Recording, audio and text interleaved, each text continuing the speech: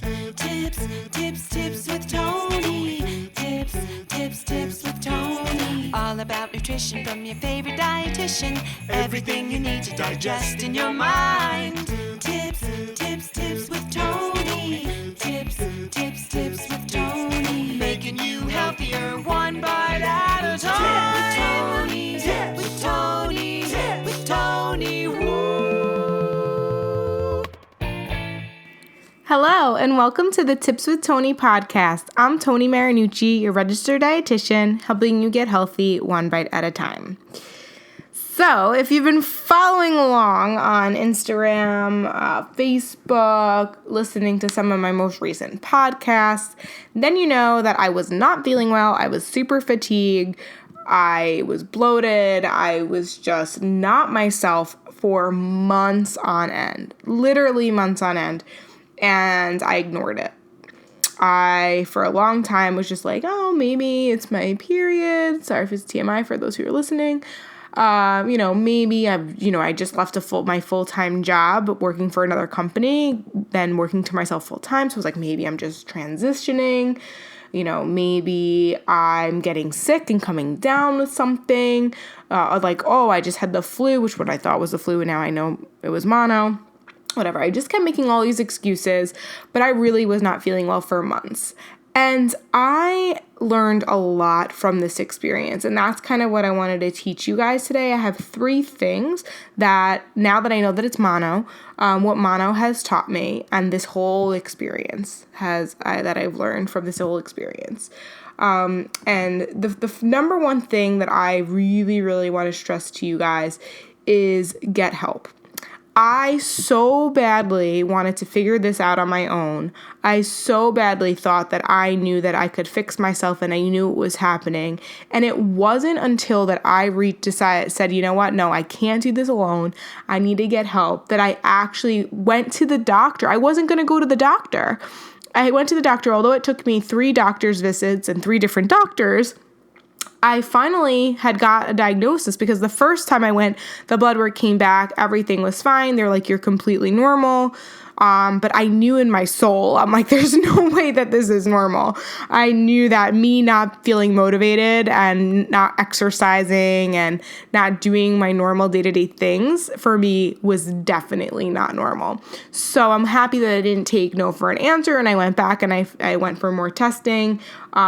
But you guys, if you didn't listen to the episode with Michelle Shapiro, she's a registered dietitian. At first we thought it was adrenal fatigue. Learning now that actually the mono could have caused that. So we weren't really far off at all.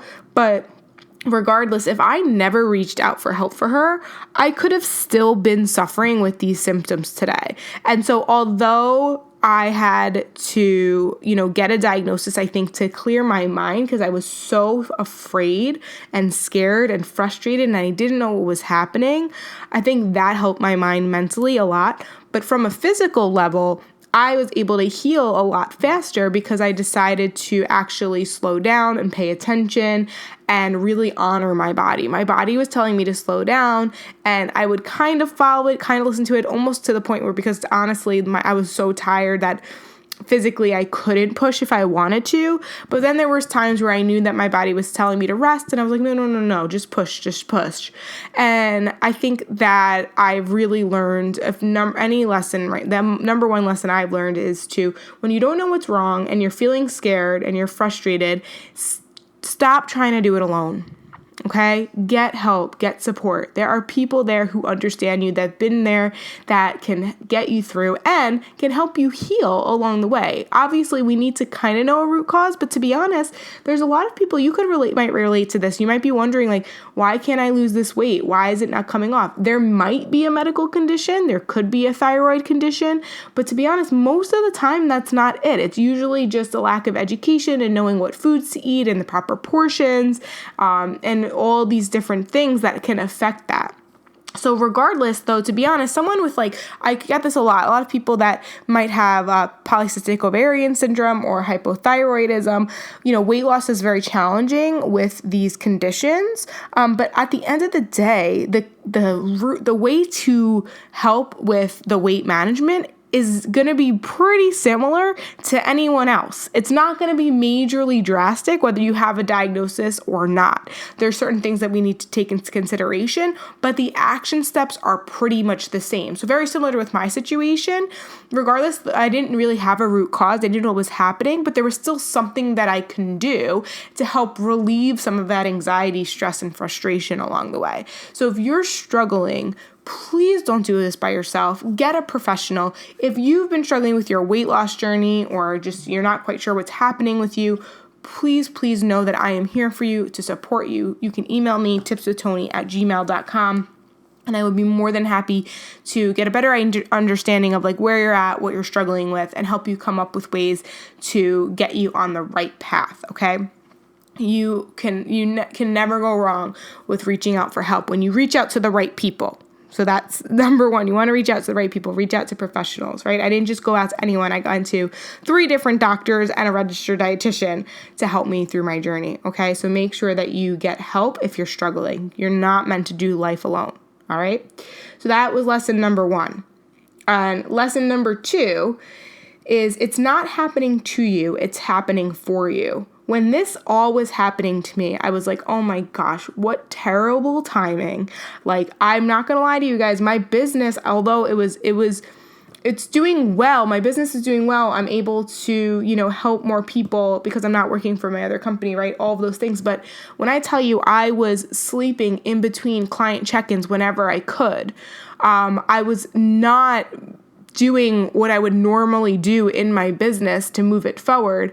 I was really just trying to feel better, right? So I was just thinking, oh God, what terrible timing. Like, here I am. I want to make a huge impact in this world. I'm like, finally, I have nothing holding me back. Mentally, I 110% believe in myself. I'm so excited for my future, but physically, I literally can't do this. So initially, I was thinking, oh, why is this happening to me? But then I realized it wasn't happening to me. It was happening for me. I really, really needed this for so many reasons. And I'm going to explain to you why. I needed this, number 1, because I needed to be reminded that although I can go fast and I can go far in my life with all the goals and dreams that I have for myself, I still need to slow down, pay attention, and appreciate the growth and how far I've come. And unfortunately, what had happened is when I had to stop exercising and I was feeling tired and fatigued, I'm someone who's super motivated, super productive, and this was really challenging for me. So what was happening was I was having these I call them like old demons, right? The old negative self-talk. My body composition was changing. So I struggle a lot with growing up. I had really poor body image issues, and all of that was coming back. I mean, severe body dysmorphia. And to be honest, guys, when I was first going through everything, the scale was up a crazy amount, but there was just so much inflammation going on. And through my nutrition and changing my eating habits, I got some of that inflammation down. And actually today, I weighed in today, and the scale is only 5 pounds up from where I was back in December when like all this started happening to me. But my body composition is so different. So that's what I've learned from this is I think I was getting a little bit too, and it's funny because I'm a professional and I know this stuff and I tell my clients, don't be obsessed with the scale. The scale is not everything. But I really needed that reality check. Like, there's a significant difference in the way that my body looks, and it's technically only a difference of 5 pounds, but that scale cannot be the determining factor of whether I'm healthy or happy or not. Because here's the thing. Although the weight is up and my body composition's changed and it screwed with my head mentally, I know that I'm healing and my body, this is not the time for me to try to be in like the fittest shape and get all these aesthetic goals and to like kill it in the gym. No, this is a time for me to slow down, to self-reflect, to look at the growth that I've had and to remind me of that experiences that I've had. I've have a podcast on here of my story, and that negative self-talk was so harsh and so cruel, and I worked really hard through journaling, meditating, but mostly exercise as my outlet to help heal from that a lot of the poor body image issues and everything. Anytime I was feeling sad or anxious, I used exercise as my outlet. And although that sounds really great because it wasn't things like drugs and alcohol, my habits of like meditation and journaling weren't strong enough.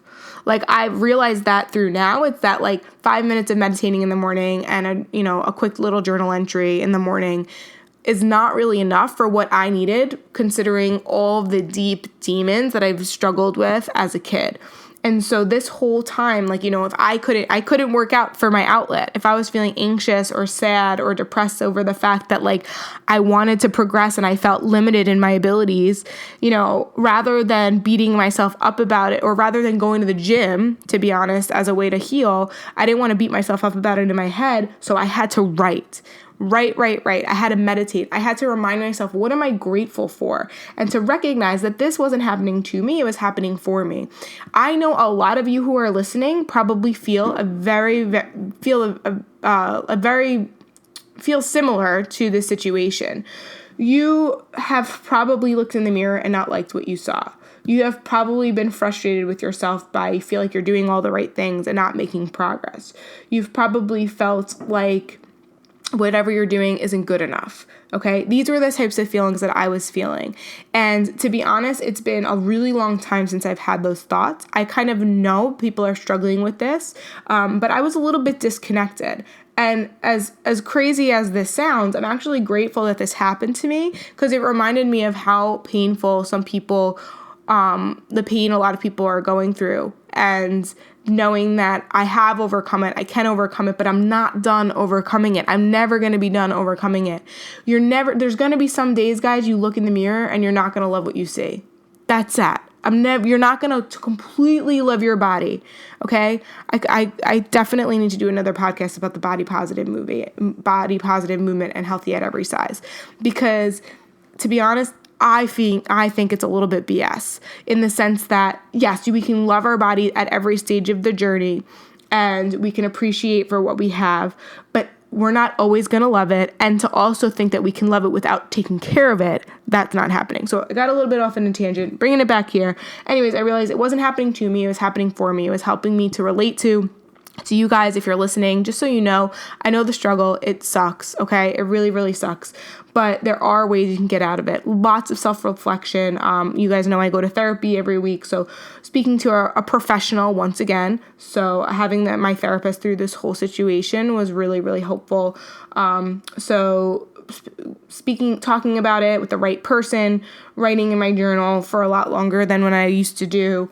Meditating for at least 10 minutes every morning with deep breathing exercises.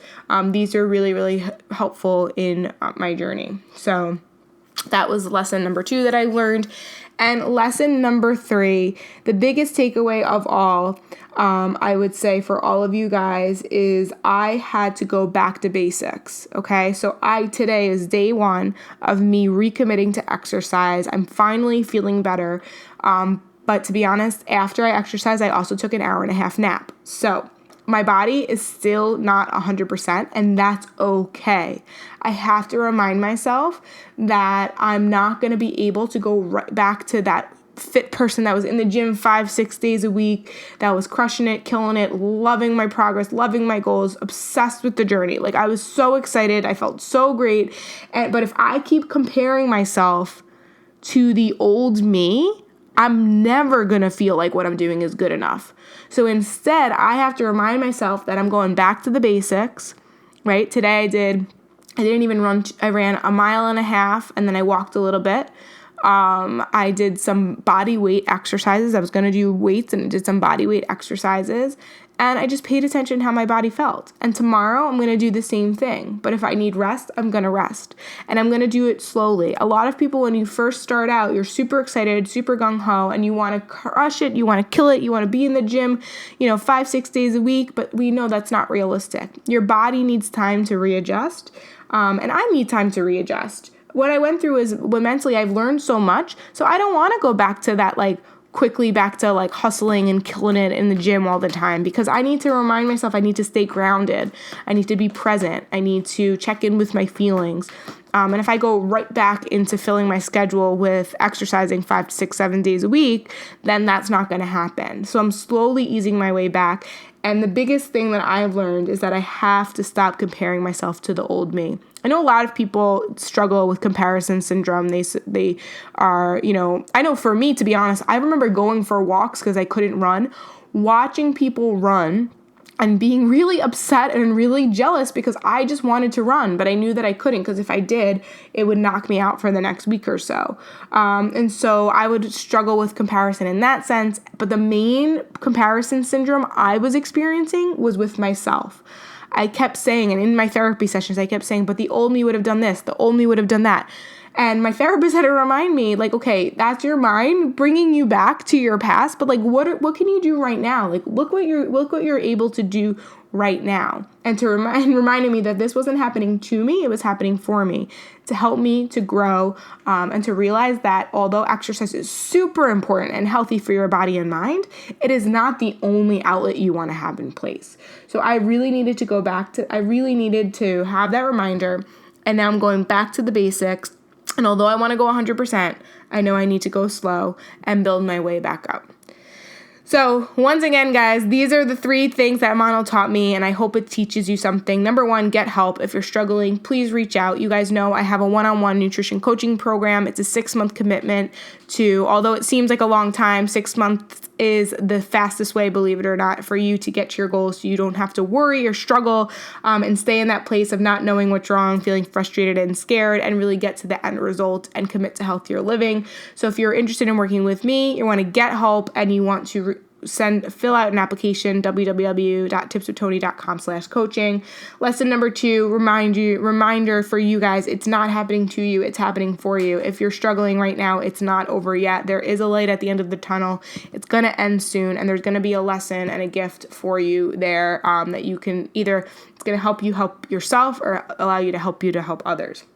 And lesson number 3, if you feel like you want to get back into it, you've kind of fell off track a little bit, go back to the basics. Don't try to U-haul your diet overnight. Don't try to kill it in the gym. Basics. Then once you're there, build your way back up, and that's how you get healthy habits, and that's how you create sustainable results. All right, guys, I hope you guys enjoyed this episode. If you did, please screenshot it, share it on your story, tag me on Instagram at tips_with_Toni. That's Toni with an I. If you're not part of the Facebook group, please join us. We're a wonderful group of people who are committed to being the healthiest versions of ourselves, done with the diets, done with the restriction, and really looking to just commit to a healthier lifestyle.